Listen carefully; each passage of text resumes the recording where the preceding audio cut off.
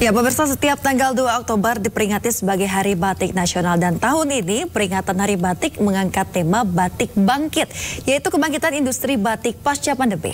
Dan untuk membahasnya telah bergabung bersama dengan kami melalui sambungan Zoom Edlin Fadlia, peneliti batik yang juga akademisi, dan Niketut Putri Minangsari, seorang pecinta batik dan juga penari. Selamat pagi Mbak Putri dan juga Mbak Adin. Terima kasih untuk kesempatannya. Ya, terima kasih sudah bergabung bersama kami Mbak di Sindo Morning Show. Kita ke Mbak Adlin terlebih dahulu ya Mbak. Baik. Ya, Mbak Adlin, semalam digelar Istana Berbatik di depan Istana Merdeka Jakarta. Terus para pejabat ini jalan dengan berlenggak-lenggok di atas catwalk. Pesan apa sih Mbak yang sebenarnya ingin disampaikan dalam momen tersebut, Mbak? Ya, Istana Berbatik adalah satu kegiatan yang menurut saya sangat memberikan afirmasi positif ya bagi bangsa Indonesia tentunya. Bagaimana kebangkitan industri batik pasca pandemi ini sebetulnya menjadi peluang yang cukup potensial untuk Indonesia bergerak maju kembali. Kemudian bagaimana permintaan secara lokal terhadap industri batik di Indonesia itu juga mendorong minat produk lokal itu untuk berkelanjutan. Kemudian bagaimana sekarang terjadi juga satu peluang ya, bagaimana menjual itu bisa dilakukan secara online. Artinya industri batik di wilayah-wilayah yang tersebar di Indonesia ini dapat dengan mudah mempromosikan produknya, dan tentu saja dapat diakses dengan mudah oleh para peminat batik ya, terutama adalah masyarakat Indonesia sendiri tentu saja, dan untuk lebih lanjutnya lagi bisa secara internasional untuk mudah mengakses hal itu. Kemudian bagaimana inovasi dalam desain dan teknik produksi batik itu untuk tetap bersaing di pasar global, industri batik dapat mengadopsi inovasi dalam desain. Kemudian bisa melibatkan penggunaan teknologi modern untuk meningkatkan efisiensi produksi dan menciptakan desain batik yang lebih mumpuni. Kemudian perlu juga ditingkatkan kolaborasi dengan desainer dan para seniman yang akan memberikan satu gaya batik di mana dia menjadi lebih relevan untuk kalangan generasi muda. Baik, kemudian kalau ya. Baik, Mbak Adli tadi juga menyampaikan berkaitan dengan kolaborasi, kemudian juga mungkin ada sedikit modifikasi agar batik ini bisa diterima sedemikian rupa di masyarakat modern saat ini. Apakah itu termasuk salah satu pengembangan batik sebagai suatu fashion industry saat ini, Mbak? Iya, sebetulnya kan batik ini kan yang menjadi pengakuan dari UNESCO itu adalah ketika batik Indonesia ini dibuat dengan menggunakan canting. Jadi tidak ada di wilayah lain yang menggunakan canting selain di Indonesia.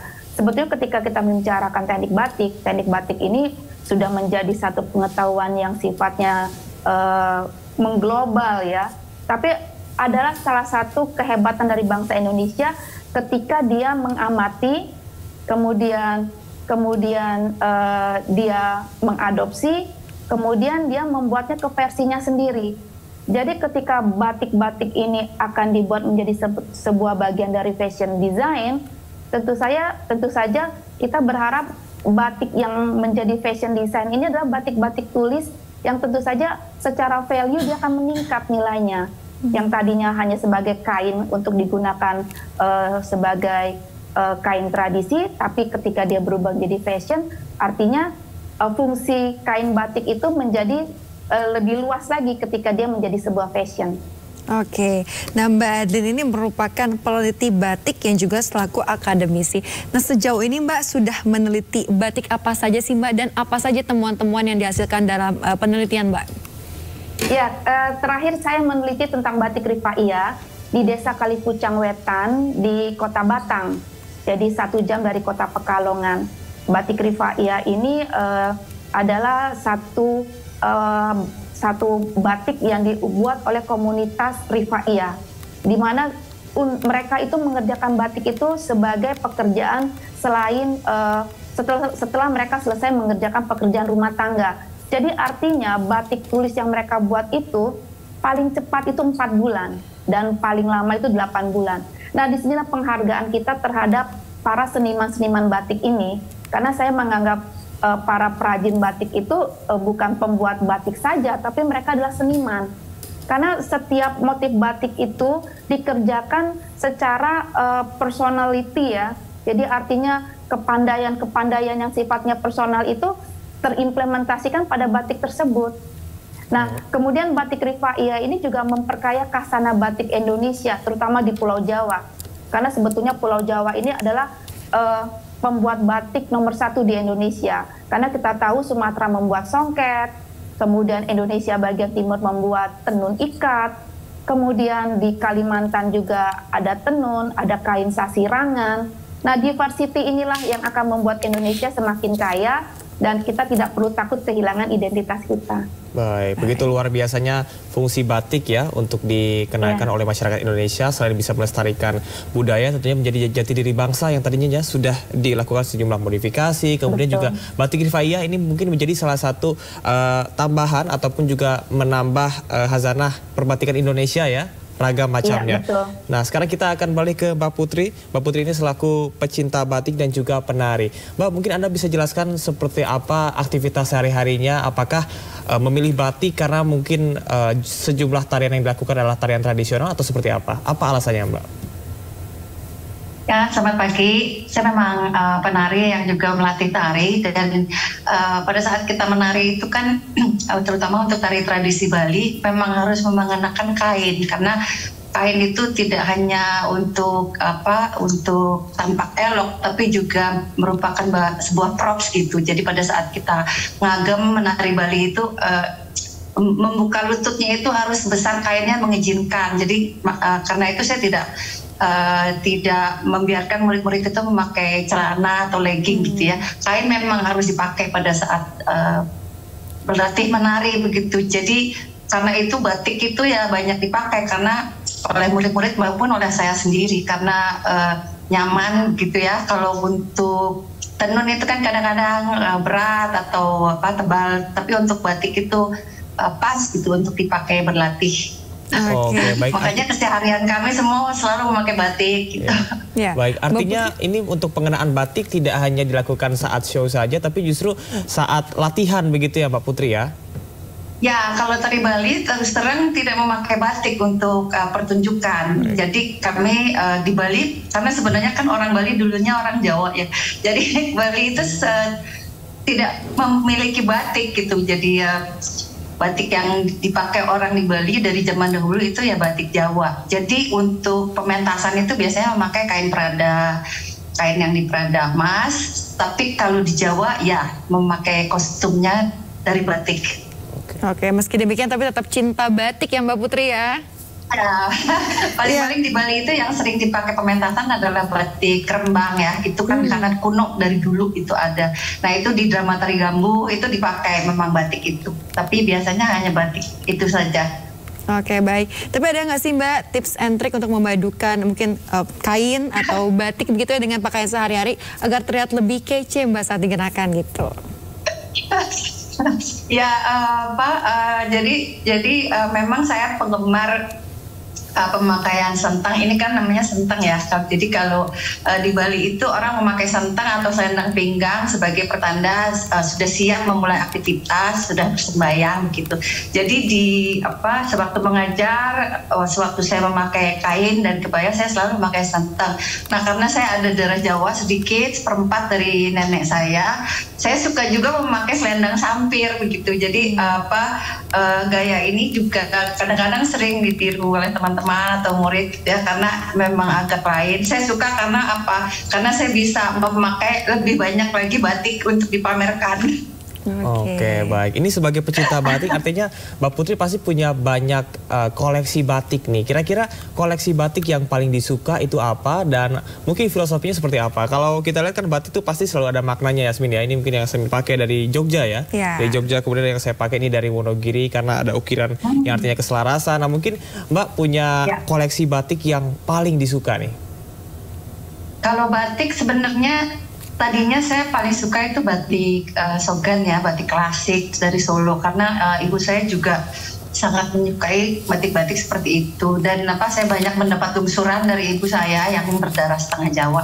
Tapi lama-lama terutama pada tahun 2020 ya, karena sedang pandemi, kok saya mulai tertarik dengan batik lasem yang lebih berwarna-warni gitu. Jadi kesukaan saya pada batik lasem itu terutama karena sejarahnya. Itu membuat saya banyak sekarang mengoleksi batik lasem juga. Dan baru-baru ini saya nemu nih batik Bali. Jadi rupanya tahun 2000 di Pejeng di daerah Gianyar itu orang Bali mulai membuat industri batik dengan bahan pewarna alam indigo. Dan ini saya pakai hari ini karena saya bangga bisa memakai batik Bali dan batik Jawa bersamaan. Jadi ini juga saya suka karena mengaplikasikan motif patra Bali, poleng dan motif tradisional Bali lainnya gitu. Jadi antara tiga itu semua saya suka. Oke, baik. Terima kasih Mbak Putri sudah turut melestarikan batik dan menggunakan batik yang begitu cantik dan anggun. Kita kembali lagi ke Mbak Adlin. Ya. Apakah masih terhubung? Masih ya Mbak ya? Masih. Mbak Adlin, terkait dengan tema tahun ini Batik Bangkit. Sebenarnya kebangkitan industri batik pasca pandemi ini seperti apa sih Mbak? Dan apa yang perlu menjadi perhatian saat ini? Yang perlu menjadi perhatian adalah bagaimana pemerintah itu dapat mensupport, kemudian membuat regulasi agar kain batik Indonesia, terutama batik tulis, itu mendapat skala prioritas yang lebih besar. Karena kita melihat serbuan batik-batik printing yang tidak bisa kita bendung, karena tentu saja batik printing ini secara perawatan jauh lebih mudah dari batik tulis. Dan memang ini menjadi dua hal yang sangat berbeda sekali. Dan apresiasi yang perlu kita berikan itu adalah kepada batik tulis, bagaimana pekerjaan itu dilakukan secara manual dan membutuhkan waktu yang panjang. Tapi ketika batik ini masuk ke industri, kita juga harus membuat regulasi ini menjadi terpisah gitu. Karena secara perawatan batik-batik printing ini jauh lebih mudah. Dan kemudian ketika kita menggunakan kain-kain printing dengan motif batik, jadi bukan batik printing ya, kain printing dengan motif batik ya, itu memang secara harga juga dia menjadi lebih realistis gitu ya, untuk dipakai dengan digunakan dalam waktu yang cukup untuk kebutuhan sehari-hari gitu ya. Nah, kenapa batik tulis Indonesia ini menjadi akses atau menjadi hal yang perlu kita prioritaskan atau kita lindungi, karena kita ingin kegiatan membatik yang dilakukan oleh para perajin-perajin batik yang ada di wilayah Jawa khususnya dan Indonesia umumnya itu dapat sustain. Nah, siapa yang bisa melindungi mereka ini adalah regulasi dari pemerintah. Jadi bagaimana batik tulis Indonesia ini ya itu dapat dibuat terpisah dengan kain-kain motif batik ini gitu. Jadi itu dan kemudian bagaimana UKM atau para perajin atau para pengusaha industri batik skala rumahan ini yang tentu saja mengutamakan menggunakan batik tulis itu mungkin dapat kemudahan-kemudahan, misalnya dalam hal peminjaman lunak gitu ya, kemudian dapat kesempatan untuk berpameran, karena saya juga lihat sih sebetulnya untuk pameran pemerintah sudah cukup sangat mensupport ya dalam kegiatan ini. Oke, baik. Artinya memang kita perlu apresiasi setinggi-tingginya untuk pengrajin batik, utamanya batik yang dengan bahan cantik gitu ya, batik tulis. Karena tentunya level kerumitan dan juga penuh kesabaran gitu ya untuk membuatnya gitu ya Mbak Adlin ya. Nah, baik Mbak Adlin, kalau kita berbicara mengenai normalisasi penggunaan batik sejak dini di masyarakat, utamanya di institusi pendidikan, biasanya kalau nggak salah hari Rabu atau Kamis kita wajib pakai batik. Apakah itu juga menjadi salah satu hal yang memang sudah sepatutnya dilakukan begitu, atau perlu ada perubahan dari hal tersebut supaya batik ini bisa lebih dihargai dan juga diterima oleh masyarakat? Iya, semestinya kita sudah seharusnya bangga ya dengan batik Indonesia ini ya, batik canting terutama ya, batik tulis. Karena kalau kita lihat orang India dia menggunakan sari, kemudian Jepang menggunakan kimono, ke orang Korea menggunakan hanbok. Nah, sebetulnya peraturan untuk menggunakan batik di acara-acara khusus, kemudian acara-acara yang bersifat formal itu sebaiknya semakin ditingkatkan. Bahkan siswa-siswa sekolah pun juga dan guru-guru juga ya sebaiknya menggunakan batik ya. Tapi memang untuk batik-batik yang tadi yang secara perawatan dia lebih mudah, ya tentu saja penggunaan batiknya juga mungkin berbeda gitu. Karena ketika kita tadi kembali lagi bicara batik tulis, dia itu kan adalah sebuah karya seni gitu. Dan kita juga harus tahu memposisikan karya seni ini akan kita gunakan di mana gitu ya. Karena itu ada bagian apresiasi kita, menghormati nilai-nilai atau warisan budaya yang tentu saja dikerjakan oleh para perajin-perajin ini yang kalau kita lihat sebetulnya mereka ini adalah lokal jenius yang mewariskan dan melestarikan budaya membatik ini. Jadi saya sangat setuju ketika penggunaan batik itu diberlakukan di masyarakat kita gitu. Ya. Mbak Adlin terakhir nih, bagaimana Mbak Adlin menanggapi sekarang banyak sekali para pemuda di Indonesia yang senang menggunakan batik tidak hanya untuk acara-acara formal saja Mbak, tapi juga misalnya untuk hangout menggunakan kaos dipadukan dengan celana batik atau shawl batik, seperti apa Mbak? Oh ya, saya setuju sekali karena gini, batik itu juga kan adalah satu heritage ya, budaya warisan gitu ya. Tapi dalam konteks kekinian, tentu saja dia harus relevan dengan masyarakat saat ini. Jadi buat bagaimana batik itu dia menjadi sangat fleksibel gitu ya, dan tentu saja dia mengikuti konteks waktunya. Ketika di zaman kolonial, sebetulnya batik itu menjadi kain tradisi yang begitu memiliki nilai yang sangat tinggi. Karena kalau kita perhatikan dari dokumentasi sejarah, batik itu berupa kain, ya, atau dia selendang.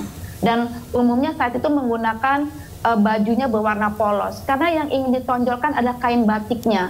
Karena ini adalah kain yang bernilai tinggi.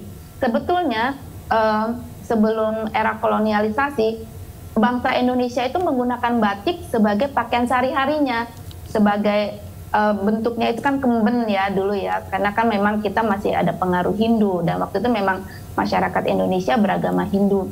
Jadi kain-kain yang dibuat oleh para perajin-perajin batik itu menjadi pakaian kita sehari-hari. Tapi ketika kita sudah masuk di masa kolonial, kita mengadopsi cara berpakaian barat. Tapi tentu saja batik yang menjadi warisan kita ini tidak akan pernah hilang selagi masyarakat Indonesia akan terus mengenakannya, dan tentu saja ada seniman-seniman atau perajin batik yang akan melestarikannya, dan tentu saja keduanya harus saling bekerja sama. Baik, Mbak Adlin, terima kasih. Kita sekarang beralih ke Mbak Putri. Mbak Putri, ini selaku seorang pecinta batik dan juga seorang seniman, apa sebetulnya pesan-pesan yang ingin disampaikan kepada masyarakat, dan bisakah Anda meyakinkan bahwa sebetulnya batik itu tidak kuno, batik itu adalah sesuatu yang indah dan juga bisa mengikuti tren? Ya, batik memang kadang-kadang suka dianggap kuno gitu ya. Makanya tadi saya setuju sekali dengan Mbak Adin, anak muda itu harus kita beri contoh. Jadi gini, jangan kita suruh, karena anak muda itu kan nggak suka disuruh ya, tapi lebih kami yang sudah lebih menggeluti batik, sudah lebih lama memakai batik, harus terus memakainya gitu. Jadi untuk memberi dan memakainya dengan baik supaya anak-anak muda itu merasa oh keren gitu ya, batik itu keren. Jadi mereka bisa terus mengenakannya dan terus memberi contoh untuk generasi selanjutnya. Karena memang pakai aja dulu gitu ya, karena batik itu tidak untuk memang collectibles, tapi dia percuma disimpan saja, memang harus dipakai-pakai. Dan batik tulis itu memang usianya kan lama, jadi alangkah baiknya kalau jangan hanya disimpan tapi dipakai-pakai juga, tapi tentunya dirawat dengan baik supaya dia bisa juga dilihat oleh orang di sekitar kita, dan karena dilihat menjadi kagum, menjadi cinta, jadi semakin banyak orang merasakan passion terhadap kekayaan bangsa kita tersebut. Ya, baik, terima kasih banyak Mbak Putri, dan sebelumnya ada Mbak Andin juga telah bergabung bersama kami di Sindo Morning Show. Semoga keberadaan batik ini memang akan selalu dilestarikan ya Chamar ya. Dan dalam peringatan batik, Hari Batik Nasional hari ini juga dapat meningkatkan perlindungan dan juga pengembangan batik di Indonesia. Baik. Ya, terima kasih Mbak Andin dan juga Mbak Putri atas informasi dan bincang-bincang pada pagi hari ini.